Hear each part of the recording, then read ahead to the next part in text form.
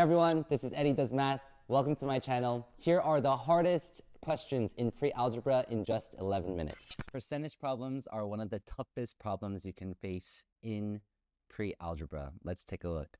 A number A is 120% greater than the number B. So we are not saying that the number A is 120% of number B. We're saying it's 120% greater than the number B. So what that means is A is equal to B plus 120% of B. And 120% could be rewritten as 120 over 100. So as a decimal, that's just 1.2. So we'll have 1.2 B. So A is actually equal to 2.2 B. Now, the number B is 80% less than 56, which means B is the same thing as 20%, which is 0.2 of 56. If it's 80% less than, we're left with 20% of that thing. So now, once we solve for B, whatever this is, we can plug into that B. So we pull out our calculator and we're going to say A is equal to 2.2 times 0.2 times 56. And once we plug this into our calculator, we will get 2.2 times 0.2 times 56. Boom, 24.64. 24.64. And that's A. Percentages, not too bad. Now, mixture problems also frequently involve percentages. Let's take a look at this one. A chemist has two solutions, one that is 30% acid and another that is 50% acid. How many liters of each should be mixed to make 10 total liters of a 42% acid solution? So what we know is that all the solution together is 10 liters. So for example, if we have 0.3, 30% acid, we have X liters of that. How many liters of the 50% acid would we have? Well, we just used X. We know the total number of liters is 10. So we can multiply this by 10 minus X. Because 10 minus X plus the other X, the X's will eliminate, we're left with 10. And what does 10 represent? The 42% acid solution. So without creating any other variables, we can create an equation with just one variable here. Now we distribute the 0.5. We have 0.3x plus 5 minus 0.5x, and this is equal to 4.2. Let's combine like terms for the x's. We get negative 0.2x is equal to, once I subtract 5, I get 0.8 negative. So x is equal to 4. So now what does 4 represent?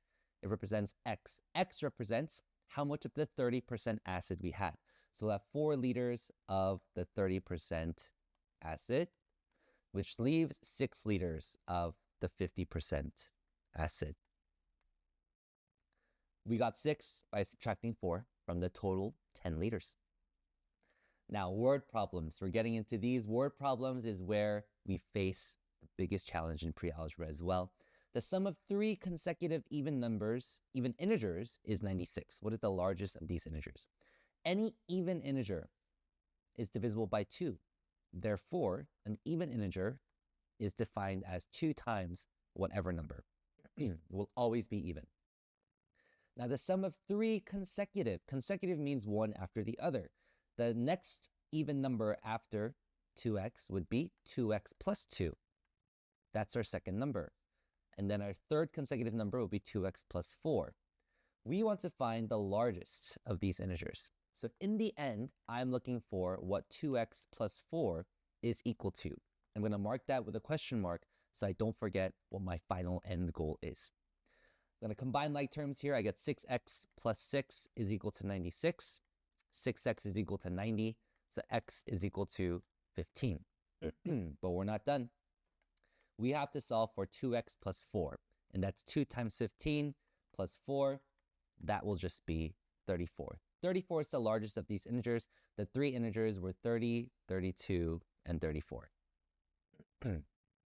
Now, 2 numbers sum to 37. Let's say x plus y then, because we don't know what the 2 are right now. If the larger is divided by the smaller, you get 3 with a remainder of 5. So what that means, let's say y is larger than x. That means y is equal to 3 times the smaller plus 5. Because when we divide y by x, we get 3 with a remainder of 5. Find these numbers. Well, y is equal to 3x plus 5. Let's plug that in into this y in the first equation. So you have x plus 3x plus 5 is equal to 37. 4x is equal to 32.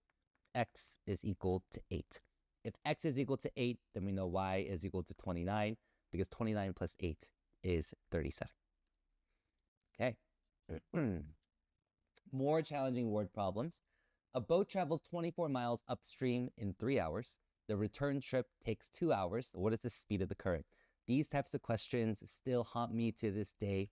I still get a little sweaty when I read these types of questions, because I remember when I first saw these, man, I used to just go blank. But let me show you a quick way to do this.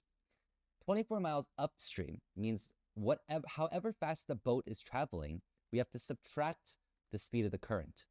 Now, how fast are we going? We're going 24 miles in 3 hours. That's 8 miles per hour. Now, going downstream, returning, the current is helping the boat. So the current is adding speed to the speed of the boat.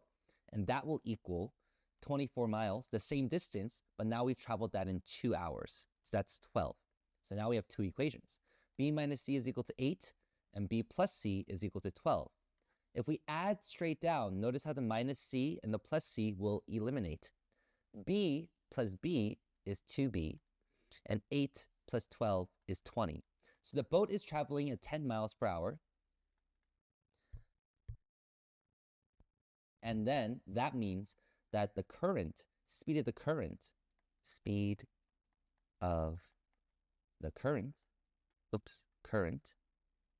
is 2 miles per hour, since 10 minus 2 is 8 and 10 plus 2 is 12.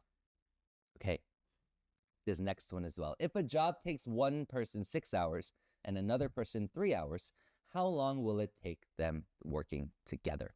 So the whole job, the first person will get the job, 1/6 of the job done in 1/6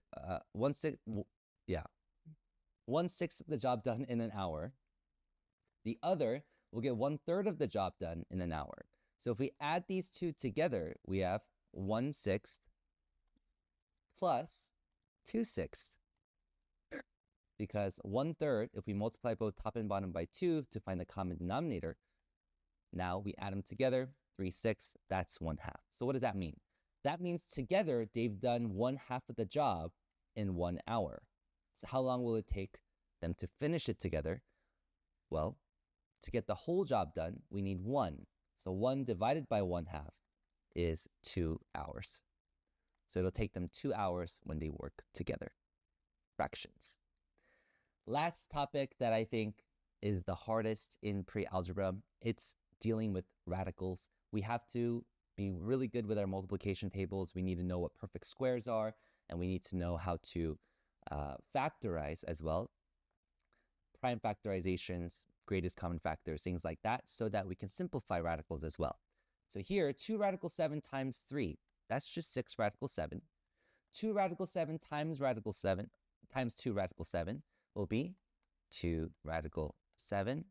Oop, don't know why I put the parentheses there. It'll just be 2 radical 7 times another 2 radical 7. Now 2 times 2 is 4, so we have plus 4. And radical 7 times radical 7, let's do that on the side here. This will be radical 7 times radical 7. For those of you who may have never seen this before, we can rewrite this as 7 times 7 within 1 square root. And now we're looking for the square root of 49, which means we're asking ourselves, what number times itself is 49? That number is 7. Another way we could have written this over here is we could have written radical 7 squared. And we know the square root is inversely canceled by the squared, or the inverse operations. The square root and the operation of a square, they cancel each other out, and we get 7 in that way as well. So we get 4 times 7. Final answer will be 6 radical 7 plus 28. So how is this useful? When we have areas of certain shapes that involve radicals. And most often times, a right triangle does involve a radical. So when we take a look at this, we'll get radical 3 plus radical 6 times 3 plus radical 2. But don't forget, this is the area of a triangle, which means we have to take half of the base times height. Let's multiply. We have to distribute. Radical 3 times 3 is 3 radical 3. Radical 3 times radical 2 is radical 6. Radical 6 times 3 is 3 radical 6. And radical 6 times radical 2 is radical 12. And all this will be divided by 2 to find the area. We can combine some like terms here. We have 4 radical 6. Radical 12 is the same thing as radical 4 times 3, which becomes 2 radical 3. So this and this add up together to get 5 radical 3. And we're going to divide everything by 2. We get 2 radical 6 plus 5 radical 3 over 2. And that is it. If you enjoyed this or learned something new, make sure to subscribe and check out the description below for links to my courses. See you soon. Bye-bye.